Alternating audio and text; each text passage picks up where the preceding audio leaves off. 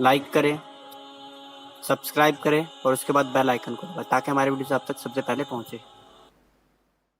حضرت ابو القاسم حکیم رحمت اللہ تعالی علیہ سے دریافت کیا گیا، کیا کوئی گناہ ایسا بھی ہے جو بندے کے اندر سے ایمان نکال باہر کرے؟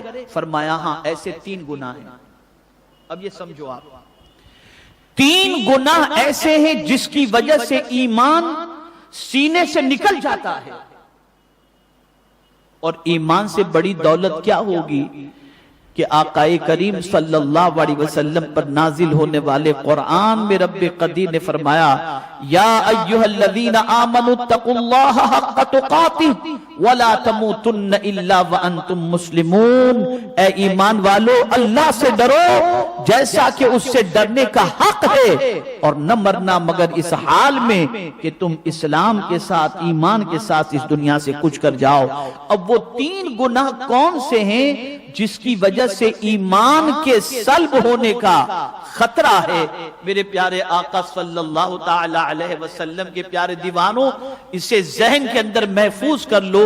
آقا کریم صلی اللہ تعالی علیہ وسلم کے عاشق صادق حضرت ابو القاسم رحمت اللہ تعالی علیہ نے فرمایا، پہلا گناہ نعمت اسلام پر شکر ادا نہ کرنا، یعنی اپنے مسلمان ہونے پر افسوس کرنا اور اپنے مسلمان ہونے پر اللہ کا شکر ادا نہ کرنا،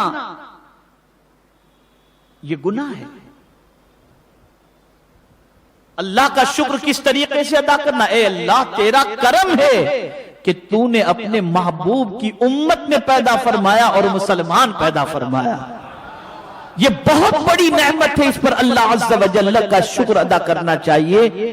اور دوسری چیز، دوسرا گناہ کہ ہمیشہ جو اس چیز کے بارے میں فکر مند نہیں رہتا کہ کبھی بھی ایمان سلب کر لیا جا سکتا ہے، تو وہ بھی گناہ ایسا ہے کہ اس سے بھی خطرہ ہے کہ ایمان سلب ہو جائے۔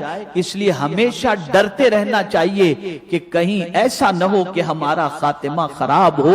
ہمیشہ اپنے ایمان کی حفاظت کی دعا کرنی چاہیے۔ مجھے یہاں پر ایک بات یاد آ رہی ہے، اللہ اکبر، اعلی حضرت عظیم البرکت امام عشق و محبت کے خلیفہ مبلغ اسلام حضرت علامہ عبدالعلیم صدیقی میرٹھی رحمت اللہ تعالی علیہ، جو جلیل القدر عالم تھے، اور 70,000 کے قریب لوگوں نے ان کے ہاتھوں پر اسلام قبول کیا ہے، 70,000 کے قریب لوگوں نے، اور 14 زبانوں کے ماہر تھے۔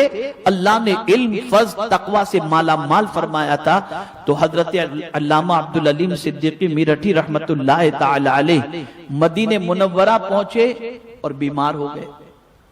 تو اعلی حضرت عظیم البرکت امام عشق و محبت کی خلیفہ قطب مدینہ علامہ ضیاء الدین مدنی رحمت اللہ تعالی علیہ، جو مدینہ منورہ میں تھے، ان سے علامہ عبدالعلیم صدیقی میرٹھی رحمت اللہ تعالی علیہ نے عرض کیا کہ حضرت میرے لیے دعا کریں کہ اللہ تعالیٰ مجھے ایمان پر موت دے۔ اب آپ سوچیں، جن کے ہاتھوں پر 70,000 لوگ کلمہ پڑھ چکے ہیں، انہیں بھی اگر فکر ہے تو اس بات کی کہ آخری وقت کہیں ایمان سلب نہ ہو جائے، تو دعا کے لیے کہتے ہیں، تو یہ کہتے ہیں کہ دعا کریں کہ اللہ عز و جل میرا خاتمہ ایمان پر فرمائے۔ تو علامہ عبدالعلیم صدیقی میرٹھی رحمت اللہ تعالی علیہ سے قطب مدینہ نے فرمایا، مولانا فکر نہ کریں، آپ کا خاتمہ تو ایمان ہی پر ہوگا انشاءاللہ۔ تو انہوں نے عرض کیا کہ اتنے یقین کے ساتھ آپ کیسے کہہ رہے ہیں کہ میرا خاتمہ ایمان پر ہوگا؟ تو جواب میں انہوں نے فرمایا، جس نے 70,000 لوگوں کے سینوں میں اسلام کی شمع روشن کی ہو، اللہ اس کا خاتمہ خراب نہیں کرے گا، اللہ اس کے صدقے میں اسے ایمان پر موت نصیب فرمائے گا۔ چنانچہ علامہ عبدالعلیم صدیقی میرٹھی رحمت اللہ تعالی علیہ کا خاتمہ ایمان ہی پر ہوا، اور آج جنت البقیع میں ام المؤمنین حضرت عائشہ صدیقہ رضی اللہ تعالی عنہ کے قدموں میں علامہ عبدالعلیم صدیقی میرٹھی رحمت اللہ تعالی علیہ کا مزار موجود ہے۔ جنت البقیع میں اعلیٰ حضرت کے 2 خلیفہ کا مزار موجود ہے۔ قطب مدینہ کا بھی مزار جنت البقیع میں ہے، اور مبلغ اسلام کا مزار بھی جنت البقیع میں ہے۔ میرے پیارے آقا صلی اللہ تعالی علیہ وسلم کے پیارے دیوانوں، تو ظلم بہت بڑا گناہ ہے اور اس گناہ سے بچنے کی ہمیشہ کوشش کرنی چاہیے۔ اور میرے پیارے